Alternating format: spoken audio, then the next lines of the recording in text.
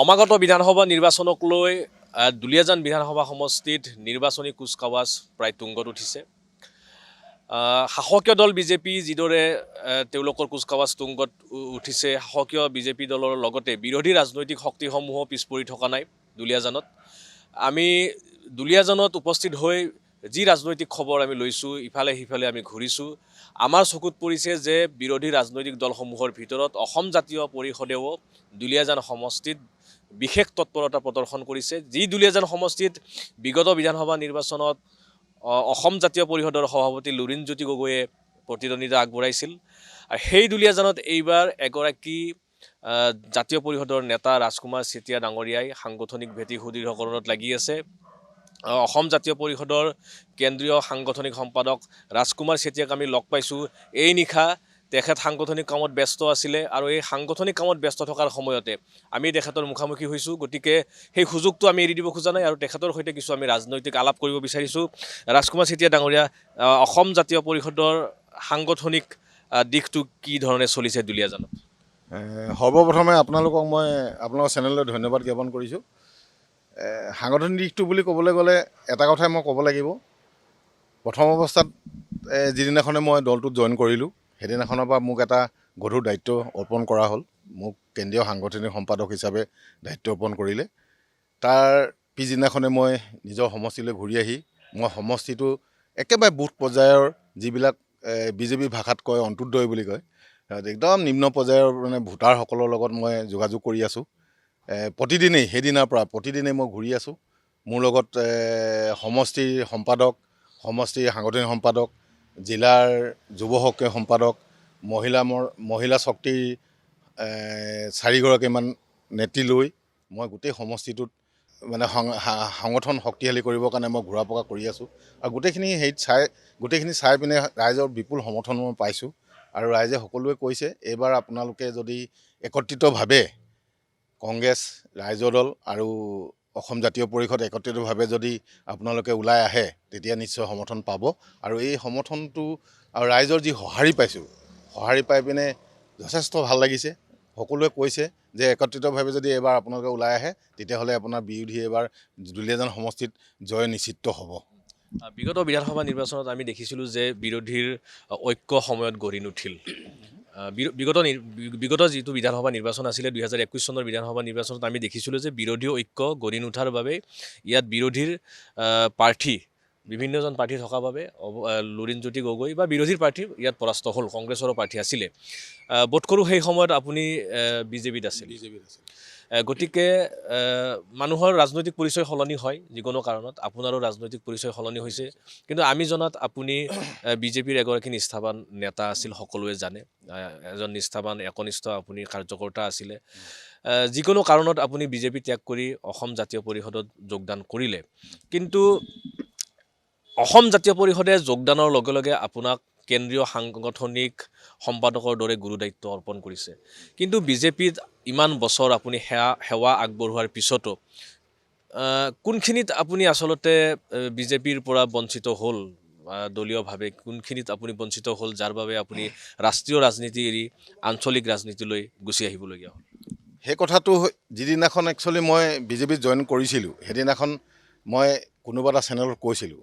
কাৰণ আমি একচুৱেলি বিজেপিত থাকোঁতে আমাৰ এটাই কথা আছিলে, তেতিয়া আমাৰ এটাই শ্লোগান আছিলে যে আমি ভয় ভাবুকিক আৰু দুৰ্নীতিৰ ওপৰত প্ৰতিবাদ কৰি আমি বিজেপি দল কৰিছিলোঁ। কিন্তু লাষ্টত শেষত দেখিলোঁ সেইসকলেই আহি পিনে বিজেপি দলত আহি আমাক আকৌ ভয় ভাবুকিৰে দল চলাবলৈ লৈছে, আৰু একনাত্মবাদ যিটো শাসন চলাবলৈ লৈছে, সেই শাসনক আমি আৰু সহ্য কৰিব নোৱাৰিলোঁ। আৰু পুৰণা কাৰ্যকৰ্তাসকলৰ কোনো কথা বিজেপিত নচলা হ'ল। গতিকে আমি বিজেপি দল ত্যাগ কৰিবলৈ আমি বাধ্য হ'লোঁ। আৰু সেই অনুপাতে আমি চিন্তা কৰিলোঁ যে সদৌ শেষত আমি জাতীয়তাবাদী দল হিচাপে আৰু জাতীয় নেতা হিচাপে আমি লুৰিণজ্যোতি গগৈক আমি পচন্দ কৰিলোঁ। কাৰণ তেওঁ আছুত থাকোঁতেও তেওঁৰ নিজৰ সত্তাৰ পৰা বিচলিত হোৱা নাছিল, আজিও বিচলিত হোৱা নাই। গতিকে তেখেতক আমি সাহস দিবৰ কাৰণে আহিলোঁ। কাৰণ তেখেতৰ ফেচ ভেলিউৰ ওপৰত আমি যিটো দেখিছোঁ, ৰাইজৰ অশেষ আস্থা আছে। গতিকে ভৱিষ্যতৰ এজন সুদক্ষ সুদক্ষ নেতা হিচাপে আমি তেখেতক আমি বিচাৰ কৰি পালোঁ। গতিকে আমি এটা আঞ্চলিক দলত আমি জইন কৰিবলৈ আমি বহুজনে কথা পাতি তেখেতৰ লগত তেখেতক সাহস দিবৰ কাৰণে আমি এই দলটোলৈ আহিলোঁ। আমি দেখিছোঁ আজি আপোনালোকে হয়তো দেখিছে আজি আপুনি দুৰ্নীতিৰ ওপৰতে কওক বা আপুনি আজি ৰাইজৰ সমস্যাৰ ওপৰতে কওক আৰু আজি আপোনাৰ অত্যাৱশ্যকীয় সামগ্ৰী দৰ দামৰ ওপৰতে কওক আজি ৰাইজে জীয়াতু ভুগিছে। আজি আপুনি চাওক এইখন মূলা গাভৰু দেশত এইখন লাচিতৰ দেশত আজি ৰাইজক যিটো শক্তি হিচাপে তেওঁ গঢ়ি তুলিব লাগিছিলে সেই অনুপাতে পৰা নাই। তেওঁ আজি আমাক হিতাধিকাৰী কৰি স্বত্বাধিকাৰীৰ পৰা বঞ্চিত কৰিছে। গতিকে আমি এইবিলাক কথাত আমি বিৰোধিতা কৰিছোঁ। গতিকে আমি দেখিছোঁ আজি আপোনালোকে হয়তো গম পায় যে আজি আমাৰ অসমীয়া মানুহৰ যি কৰ্মৰ আজি আছিলে সেই কৰ্ম আজি কঁকাল ভাঙি তেওঁ আজি আমি আঁচনিমুখী কৰি তুলিছে। গতিকে এইটো আমি কেতিয়াও সহ্য কৰিব নোৱাৰোঁ। আৰু বহুত ক্ষেত্ৰত আপোনালোকে হয়তো গম পায় মই ৰাজেন গোহাঁইদেৱৰ লগত বিজেপি দললৈ আহিছোঁ। ৰাজেন গোহাঁইদেৱে প্ৰত্যেকটো ক্ষেত্ৰত কৈ আছে আজি অসমীয়া জাতিটোক ভাগ ভাগ কৰি থান মান কৰি একেবাৰে জাতিটোক নিশেষ কৰিব বিচাৰিছে। গতিকে বনিয়া গোষ্ঠীক হিন্দু যিটো আজি আমাৰ ইয়াত তেওঁ প্ৰচলিত কৰিব লৈছে সেইটো আমি সহ্য কৰিব পৰা নাই। গতিকে আমি অসমীয়া জাতিটোক আমাক থান মান কৰাটো আমি সহ্য কৰিব কেতিয়াও পৰা নাই। সেই উপলক্ষে আমি দেখিলোঁ যে অসমীয়া জাতিটোৰ জাতি ৰক্ষাৰ ক্ষেত্ৰত মাটি ৰক্ষাৰ ক্ষেত্ৰত আমি আজি আঞ্চলিক দলটোত আমি আহিবৰ কাৰণে বাধ্য হ'লোঁ আৰু এইটো যোগদান কৰি আমি দলটোক শক্তিশালী কৰি আৰু ৰাইজৰ মাজলৈ আমি আমাৰ মনৰ কথাখিনি বহুলভাৱে প্ৰচাৰ কৰিবৰ কাৰণে ৰাইজৰ মাজলৈ আমি আগবাঢ়ি আহিছোঁ। আজি তেনেধৰণে আমি ৰাইজৰ মাজলৈ আগবাঢ়ি গৈছোঁ। ৰাইজে যথেষ্ট আমাক সঁহাৰি জনাইছে। গতিকে আমাৰ ইচ্ছা আছে আমাৰ আশা কৰিছোঁ যে ভৱিষ্যতৰ দিনত আমাৰ জাতীয় এই আঞ্চলিক দলটো এদিন নিশ্চয় আমি ফলৱতী হ'ম। গতিকে এই আশা লৈ আমি দলটোত জইন কৰিছোঁ। এটা সময় আছিল যিটো সময়ত তৃণমূল পৰ্যায়ৰ পৰা বিজেপিক শক্তিশালীকৰণৰ ক্ষেত্ৰত দুলীয়াজনত আপোনাৰো এটা ভূমিকা আছিলে। গতিকে আজি আকৌ এটা আঞ্চলিক দলৰ বাবে আপুনি সেই একেখিনি কামেই কৰিবলগীয়া হৈছে নহয় জানো? গতিকে নিশ্চয়কৈ অসম জাতীয় পৰিষদৰ শিপা আজিৰ তাৰিখত ইমান মজবুত নহয় নতুন আঞ্চলিক দল হিচাপে, কিন্তু অসম জাতীয় পৰিষদে এটা জাতীয় সত্তা বা সংগ্ৰামী মানে ধাৰাৰে যিটো ৰাজনীতি আৰম্ভ কৰিছে অসমৰ ৰাজনীতিত। গতিকে আপুনি অভিজ্ঞতাপুষ্ট এগৰাকী নেতা হিচাপে আপুনি কি দেখিছে যে দলটোৱে সঁচাকৈয়ে মূৰ দাঙি উঠিব বা এই দলটোৱে ক্ষমতাৰ অংশীদাৰী হ'বলৈ সক্ষম হ'ব? নিশ্চয় হ'ব। এইটো কাৰণে কওঁ আপুনি হয়তো নাজানে মই এটা কথাই আজি দৃঢ়তাৰে ক'ব বিচাৰোঁ এই সমষ্টিটোত মই অকলে ২৭,০০০ সদস্য ভৰ্তি কৰিছিলোঁ বিজেপি দলত। যেতিয়া মই যুৱ মৰ্চাৰ ইনচাৰ্জ হিচাপে মোক ইয়াত দায়িত্ব অৰ্পণ কৰিছিল এজন ব্যক্তিৰ নাম ল'ব লাগিব অচিন্তপ্ৰাণ শৰ্মা। তেখেতে মোক ইয়াত দায়িত্ব অৰ্পণ কৰি থৈ গৈছিলে। সেই সময়ত আমাৰ ডিপুৰঞ্জন শৰ্মা যুৱ মৰ্চাৰ প্ৰেচিডেণ্ট আছিলে, মানে আমাৰ ৰাজ্যৰ প্ৰেচিডেণ্ট আছিলে। তেখেতৰ হেৰিয়তত তেখেত যেতিয়া আহিছিল তেতিয়া মোক দায়িত্ব অৰ্পণ কৰি থৈ গৈছিলে। মই তেতিয়া দৌৰ টু দৌৰ গৈ প্ৰতিটো মণ্ডলৰ প্ৰতিজন যুৱ মৰ্চাৰ সভাপতিক প্ৰতিজন ছেক্ৰেটৰীক প্ৰতিজন মেম্বাৰক মই ওচৰলৈ গৈ মই নিজেই গোটেই মণ্ডলটো তেতিয়া 13টা মণ্ডল আছিলে 13টা মণ্ডলত মই 1,37,000 সদস্য ভৰ্তি কৰিছিলোঁ আৰু মই এই সমষ্টিটোত ২৭,০০০ মই অকলেই সদস্য ভৰ্তি কৰিছিলোঁ। গতিকে মোৰ দৃঢ় বিশ্বাস আছে মই আজি মোৰ লগত যিখিনি সদস্য আছে যিখিনি ল'ৰা আমাৰ অসম জাতীয় পৰিষদৰ ল'ৰা আছে সিহঁতৰ লগত মই গৈ ঘৰে ঘৰে গৈ মই যিটো কাৰ্যপন্থা আৰম্ভ কৰিছোঁ এই অনুপাতে মোৰ দৃঢ় বিশ্বাস আছে মই মোৰ যিটো বয়স হৈছে যদিও মোৰ এইটো বয়সতো মই নিশ্চয় আৰু 8-9 বছৰ পাৰিম। এই 8-9 বছৰত মই এই দলটোক একদম শক্তিশালী ৰূপত মই প্ৰতিপন্ন কৰিব পাৰিম বুলি মোৰ দৃঢ় বিশ্বাস আছে আৰু মই নিশ্চয় পাৰিম। আৰু এই বিশ্বাস লৈয়ে মই আগবাঢ়ি গৈছোঁ। প্ৰতি ঘৰে ঘৰে মই গৈছোঁ, দুৱাৰে দুৱাৰে গৈছোঁ। প্ৰত্যেকেই মোক কৈছে আপুনি যেনেকৈ মোক প্ৰশ্ন কৰিছে মোক সকলোৱে সুধিছিলে মই আজি বিজেপি মই নিজেই কৰা মানুহখিনিকে আজি আকৌ এজেপি কৰিবলৈ যাবলগীয়া হৈছে। সিহঁতক কিয় কাৰণে এজেপি কৰিবলৈ গৈছোঁ সেইখিনি কথাখিনিও মোক কৈছোঁ। তেওঁলোকৰ লগত মোৰ মত বিনিময় কৰিছোঁ।